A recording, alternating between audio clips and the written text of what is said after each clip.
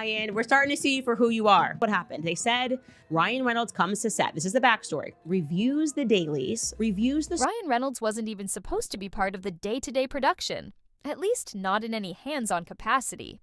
But according to whispers around the set, he arrived unannounced one morning, scooped up the daily footage, and marched straight to the privacy of his trailer. Something in those dailies got under his skin. Within minutes, he stormed into Blake Lively's trailer, shutting the door behind him. Production assistants with sharp ears and curious minds heard muffled arguing, followed by a tense silence that made the crew tread lightly.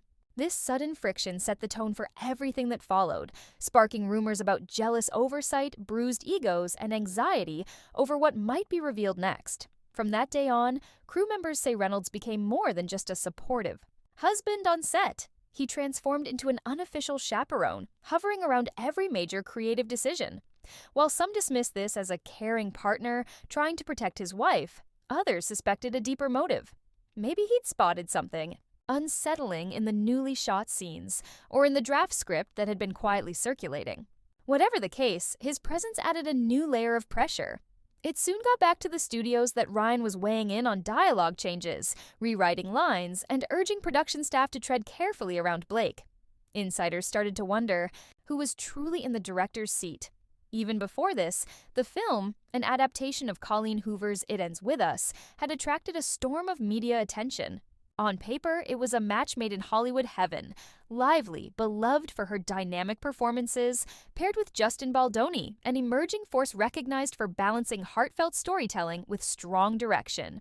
Yet cracks appeared almost as soon as production kicked off. Quiet accusations floated around regarding creative overreach, culminating in the sense that either Lively or Baldoni wanted to steer the narrative more forcefully than the other. The tension became palpable, leaking into rehearsals and fueling small blow-ups behind the scenes.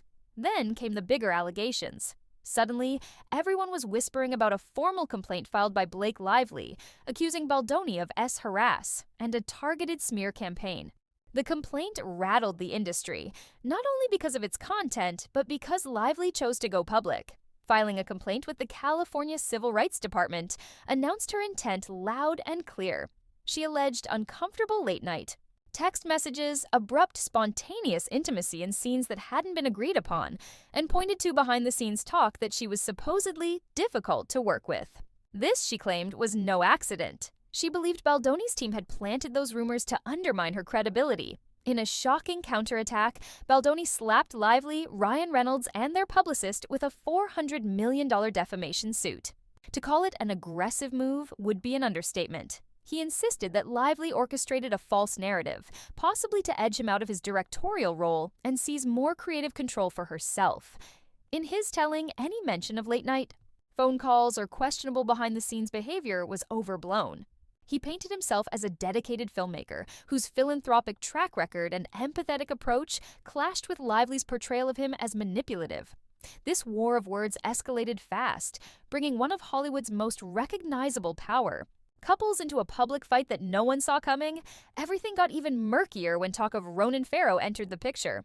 Suddenly, social media teemed with speculation that this Pulitzer-winning journalist, famed for meticulous reporting on Hollywood misconduct, was digging into the Lively Baldoni feud. People whispered about hidden emails, NDAs, and hush money deals.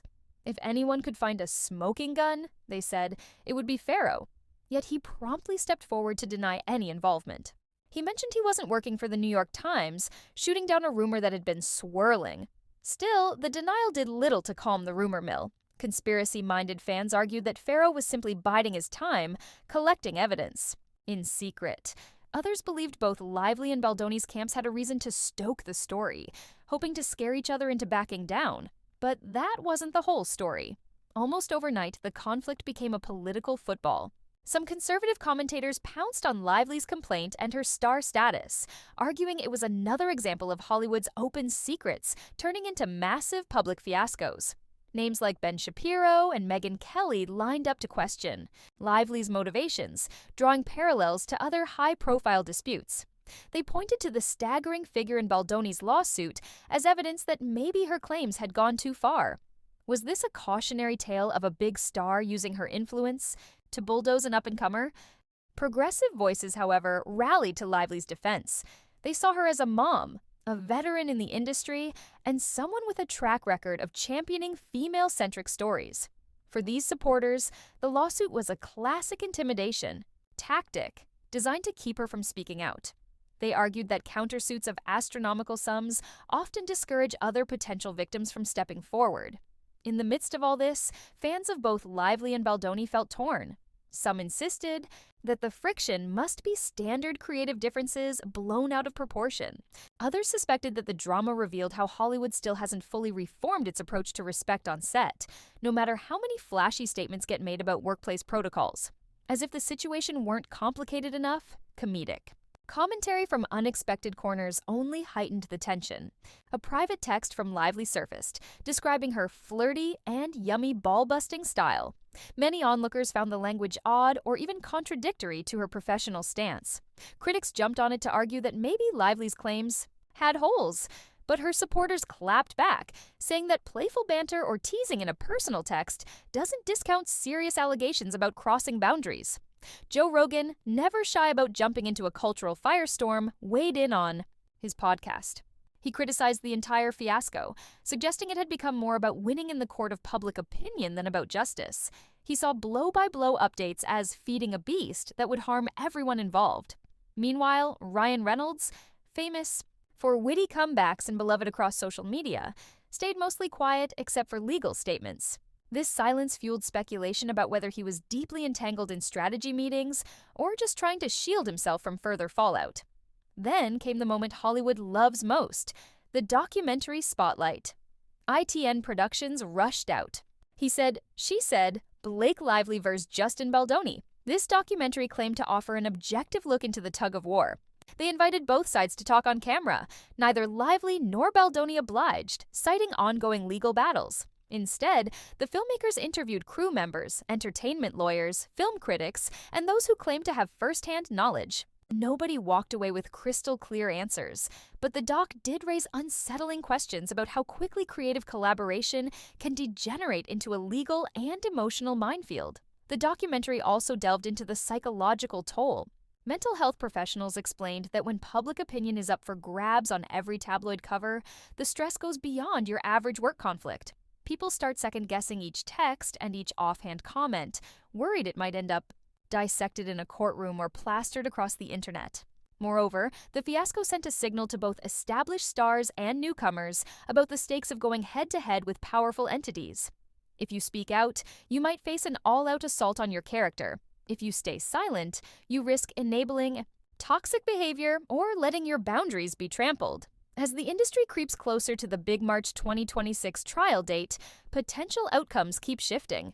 Some say Lively and Reynolds attempted to settle, preferring to avoid the embarrassment of a public trial, while others claim that Baldoni might accept a deal only if it comes with a resounding public vindication.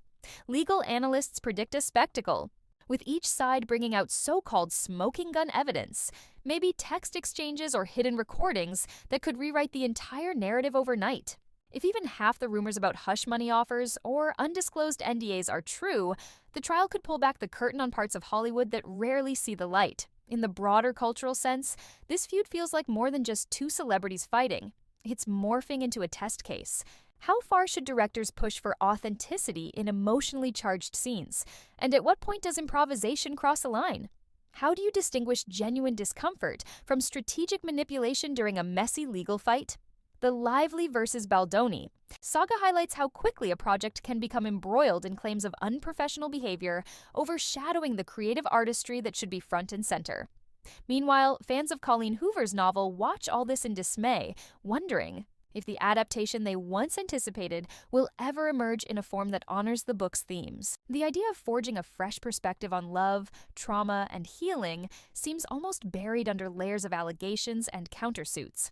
If the film does eventually release, it'll carry a complicated backstory that could either intensify viewer curiosity or repel them altogether.